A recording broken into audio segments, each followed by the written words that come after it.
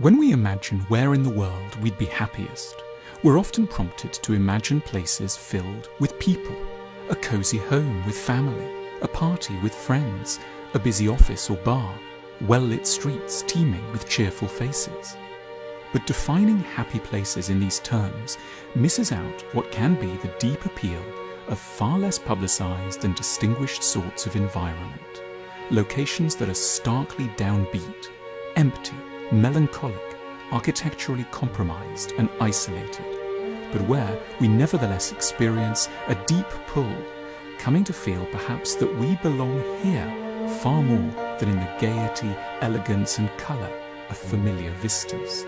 We may have an instinctive sense that we are the true natives of the isolated motorway diner at 11 p.m, or of the open road under a boundless sky in which a billion stars are starting to appear, or of dusk at the container port, or of night under the shadow of vast electricity pylons, marching across the landscape to an unknown city whose eerie orange aura glows over the hills. In these lonely, isolated places, we have an opportunity to meet with bits of ourselves with which the routines of daily life don't allow us to commune. We are keeping an appointment with a disavowed side of our characters and can have internal conversations of a sort that are drowned out by the normal chatter, the smiling and the casual inquiries of our regular lives.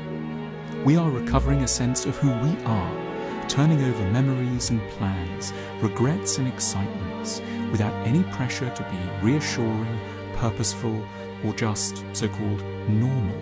The bleakness all around is a relief from the false comforts of home. We don't have to pretend any longer. The environment supports us in our wish to own up to a sadness we've had to hide from for too long. The fellow outsiders we may encounter in these lonely places seem closer to offering us the true community we crave than the friends we should supposedly rely on.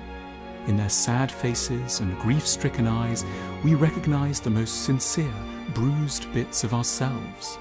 They seem like our true brothers and sisters, also unable to accommodate their characters within the strictures of the ordinary world, outcasts and, in their own way, visionaries.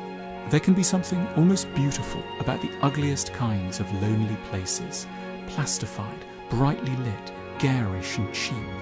The lack of domesticity, the pitiless illumination and anonymous furniture offer us an alternative to ordinary sentimentality and so-called good taste. It may be easier to give way to sadness here than in a cozy living room with wallpaper and framed photos.